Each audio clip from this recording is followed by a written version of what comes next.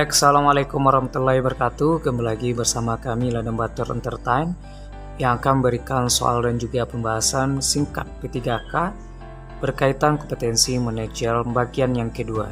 Mudah-mudahan apa yang kami sampaikan ini bermanfaat bagi teman-teman yang akan ikut tes di tahap kedua nantinya. Baik teman-teman, tidak perpanjang waktu, langsung saja soal nomor 14.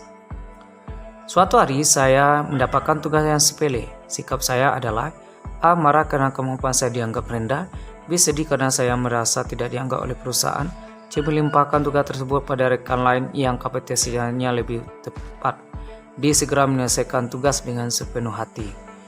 Seandainya pekerjaan itu yang diberikan itu tidak terlalu sulit, maka sikap kita menanggapi pekerjaan tersebut gimana?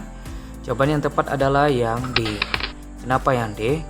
Ya, apapun pekerjaannya, sulit maupun tidak sulit, kita harus lakukan dengan baik pekerjaan tersebut sehingga kita memiliki otoritas yang lebih tinggi dalam pekerjaan dan juga dilakukan dengan sepenuh hati. Baik, soal nomor 15. Dalam proses pengambilan putusan, saya suka A. melontarkan gagasan yang memancing keterlibatan anggota, B. mengambil alih proses pengambilan keputusan, C. mengusahakan agar pendapat saya diterima, D. menciptakan suasana agar seorang tidak berani mengungkapkan pendapatnya, E. mempercayakan keputusan pada kelompok. Jadi dalam proses pengambilan keputusan apa yang paling tepat kita lakukan adalah yang A, yaitu dalam proses musyawarah, dalam pengambilan keputusan tentu kita harus bisa mengaktifkan ya keterlibatan anggota supaya anggota itu lebih bisa juga mengeluarkan pendapatnya kepada kita bersama sehingga pendapat yang dikeluarkan itu bermanfaat bagi kita. Jadi jawaban yang paling tepat adalah yang A. Soal nomor 16. Milenia dan ketiga rekannya diberi tugas mendadak dan atasannya harus diselesaikan pada waktu 2 hari. Pada saat deadline, ia sebenarnya sudah bisa mengumpulkan pekerjaannya kepada atasan karena sudah selesai. Namun ternyata ketiga rekannya yang lain belum menyelesaikan tugasnya, sehingga membuat Milia ragu untuk mengumpulkan tugasnya. Apa yang harus Milia lakukan? A. Segera menyelesaikan pekerjaannya tanpa bergabung pada rekan yang lainnya. B. Lebih baik menunggu rekan kerja lain untuk menghindari anggapan tidak setia kawan. C. Menunggu rekan kerja lain baru menyerahkan pekerjaan agar terlihat kompak. D. Segera menyerahkan pekerjaan sekaligus melaporkan bahwa rekan kerjanya belum menyelesaikan pekerjaan. E. Menunggu rekan kerjanya karena jika mereka tidak selesai sebaiknya melihat juga tidak menyelesaikannya. Bagaimana sikap teman-teman seandainya pekerjaan itu sudah kita kerjakan, tetapi ada sebagian rekan lainnya yang belum menyelesaikan tugasnya? Bagaimana sikap yang paling tepat? Jawaban yang paling tepat adalah yang D, teman-teman. Kita tetap memberikan tugas kita itu kepada atasan kita, ya. Kenapa? Karena kalau kita menunggu yang lain, entah dia itu lalai dengan pekerjaannya atau malas dalam bekerja atau gimana. Jadi jangan sampai mereka itu tidak dirugikan, kita juga tidak dirugikan. Jadi intinya kita tetap menyerahkan tugas kita, kemudian kita lapor kepada atasan ada rekan-rekan yang lainnya yang belum selesai nanti akan menyusul. Nah, jadi jawaban tepat adalah yang D, teman-teman.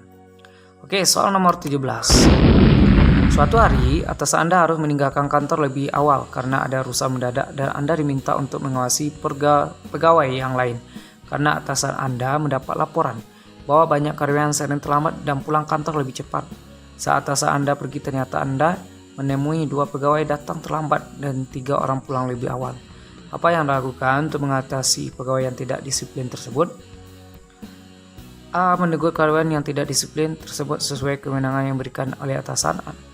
B. Mencatat pegawai yang tidak disiplin untuk dilaporkan kepada atasan.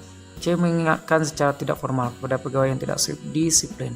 D. Diam saja karena kebetulan salah satu pegawai yang tidak disiplin itu adalah teman dekat Anda. E. Menegur dan mengatakan bahwa Anda akan mengatakan kepada atasan tentang kedisiplinan mereka.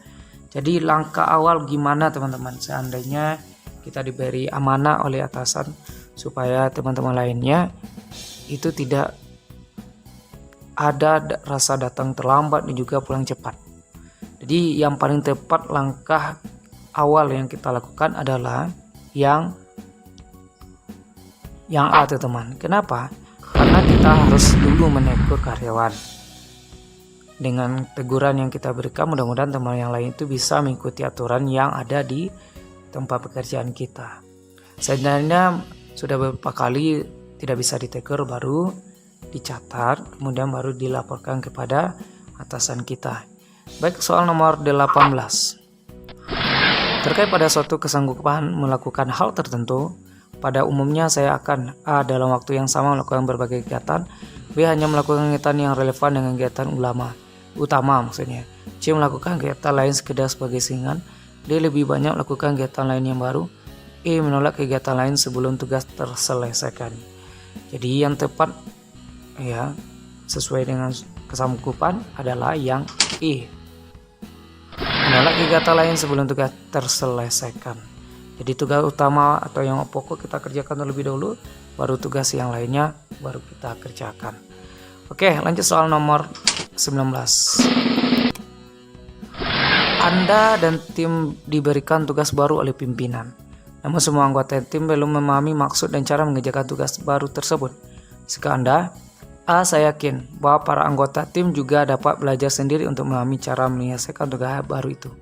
B. saya akan pelajari tugas tersebut lalu membagi pengetahuan saya kepada anggota tim lain. C. saya akan minta bantuan rekan kerja yang paling pandai untuk pelajari tugas tersebut, kemudian menjelaskan pada semua anggota tim. D. kami mengerjakan bersama-sama tugas tersebut sesuai pemahaman kami. Bila ada kesulitan, kami akan menyelesaikannya secara bersama-sama. Mana yang paling tepat, teman-teman? Jawaban yang paling tepat adalah yang B. Kenapa yang B? Saya akan pelajari tugas tersebut lalu membagi pengetahuan saya akan kepada anggota lain. Jadi di sini kita dituntut meningkatkan hasil kerja pribadi kita terlebih dahulu, teman-teman. Kita belajar sendiri, memahami sendiri dengan kemampuan sendiri.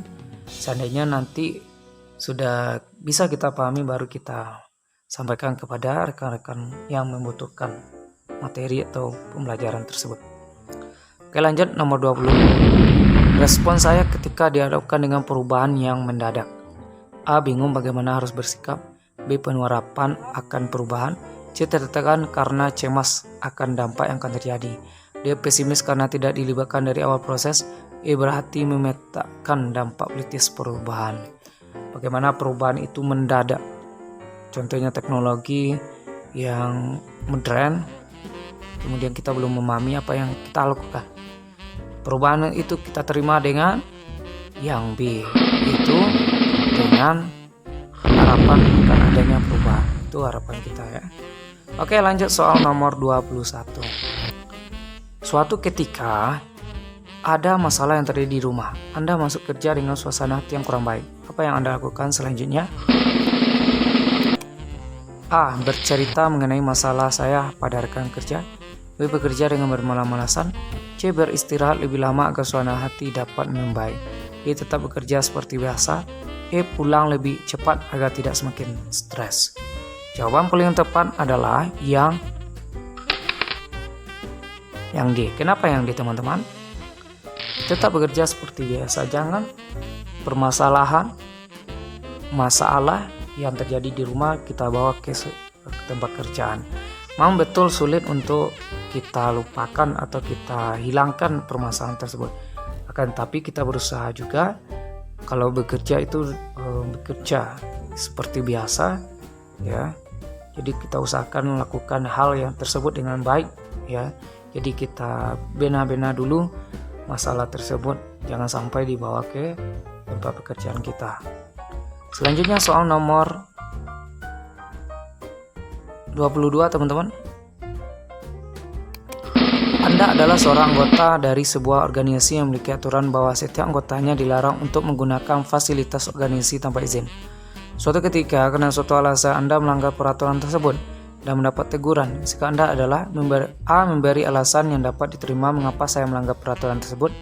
B. saya akan menerima teguran tersebut karena memang salah meskipun akan menghadapi konsekuensi untuk dibenci oleh anggota lain.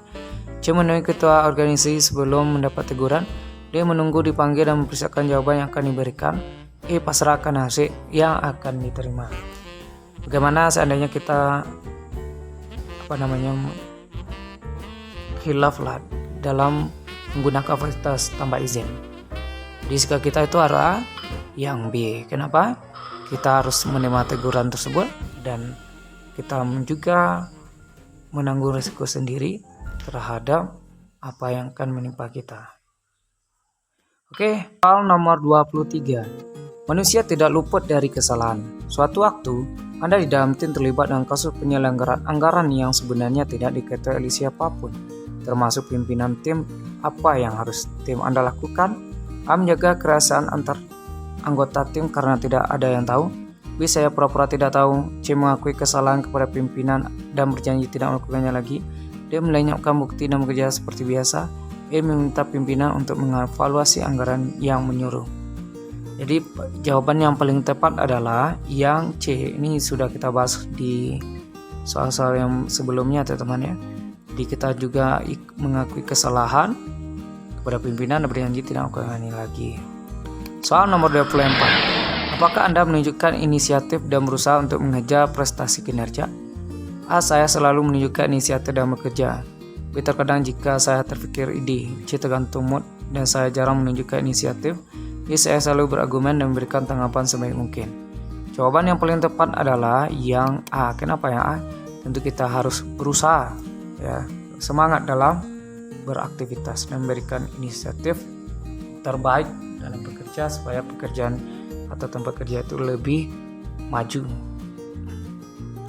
25. Tahun ini saya lulus dari salah satu universitas ternama di Sumatera Utara dengan predikat IPK yang sangat memuaskan. Hal ini membuat saya semangat karena dengan prestasi seperti ini mudah-mudahan mudah bagi saya untuk diterima di perusahaan yang saya inginkan. Setelah melamar ke sana kemari, akhirnya ada beberapa perusahaan yang memberikan kesempatan bagi saya untuk wawancara. Hasil dari wawancara, Anda diterima sebagai salah satu dari karyawan di perusahaan namun masih dalam batas magang. Anda dapat menerima hal itu karena mungkin perusahaan ingin melihat bagaimana kinerja Anda. Namun yang membuat Anda sedikit keberatan adalah penempatan pekerja yang dibebankan sangat jauh dari ekspektasi Anda. Penempatan Anda sangat jauh dari dunia yang Anda bayangkan. Bagaimana sikap Anda? A. Saya akan mencoba untuk bertahan semampunya untuk tetap tinggal di pinggiran kota karena akan membuat saya lebih dekat dengan lokasi perusahaan. B. Mencari tempat tinggal yang lebih nyaman meskipun sedikit jauh dari lokasi perusahaan tempat Anda bekerja supaya Anda bisa fokus dalam bekerja dan maksimal dalam bekerja. C. Saya pasti akan menikmati kehidupan di sini. Dia berusaha untuk bekerja lebih giat dengan harapan bisa mendapatkan fasilitas rumah dari kantor. E. Menerima hal sebagai risiko dan pekerjaan yang Anda ambil dan berusaha untuk tetap bisa merasa nyaman tinggal di daerah pinggiran. Jadi jawaban yang tepat adalah yang C teman. Saya pasti akan menikmati kehidupan di sini. Ya, karena mengolah perubahan ya. Jadi kita harus bisa beradaptasi terhadap perubahan tersebut. Ya. Jadi nyaman tak nyaman kita harus hadapi dengan baik dan supaya kita ada perubahan di dalam diri kita. Oke, lanjut soal yang terakhir teman-teman, soal nomor 26. Seperti hari-hari sebelumnya, pagi ini adalah selalu sibuk dengan rutinitas pekerjaan Anda sebagai seorang security pada sebuah bank pemerintah. Ketika Anda sedang asyik bekerja, datanglah hanya seorang ibu tua yang ingin menanyakan prosedur pentransferan uang untuk uang kuliah anaknya yang jauh di luar kota. Setelah Anda menjelaskan panjang lebar dengan bahasa yang mudah dimengerti beberapa kali kepada sang ibu, namun ternyata ibu tersebut tampak sangat kebingungan dan mengatakan bahwa dia tidak mengerti sama sekali dengan prosedur yang Anda jelaskan. Bagaimana sikap Anda? A. Menjelaskan cara pelan-pelan dengan bahasa yang mudah dipahami oleh ibunya agar dia tahu maksud dan apa yang dijelaskan. B. Menjelaskan dengan sabar sembari mengajak sang ibu untuk tenang terlebih dahulu agar lebih fokus ketika Anda menjelaskan. Jika masih ingat, Anda akan membantu ibu tersebut untuk proses pengurusannya. C. Menjelaskan cara perlahan tahapan demi tahapan yang harus dilakukan ibu tersebut dengan bahasa yang santun agar sang ibu paham maksud dari apa yang Anda jelaskan. D. Meminta sang ibu untuk memanggil salah satu anggota keluarganya agar Anda bisa menjelaskan hal tersebut kepadanya. E. Meminta teman Anda yang lebih berpengalaman dalam melayani ibu tersebut yang kebingungan dalam memahami prosedur yang Anda lakukan. Jadi jawaban yang tepat di sini adalah yang B, pelayanan publik ya. Kita coba dulu menjelaskan dengan sabar. Kemudian kita ajak dia tenang, lebih fokus Seandainya dia masih bingung juga, belum mengerti dengan apa yang kita sampaikan, maka kita bantu dalam mengurus proses prosedur tersebut. Ya baik, itulah teman-teman soal bagian yang kedua, kompetensi menerja. Mudah-mudahan bermanfaat bagi teman-teman, nomor 14 sampai 26. Semoga ini bermanfaat bagi teman-teman. Bagi teman-teman yang belum menonton video yang sebelumnya, silahkan dilihat di kolom deskripsi yang ada di bawah ini teman-teman. Baiklah teman-teman, sekian, terima kasih. Assalamualaikum warahmatullahi wabarakatuh.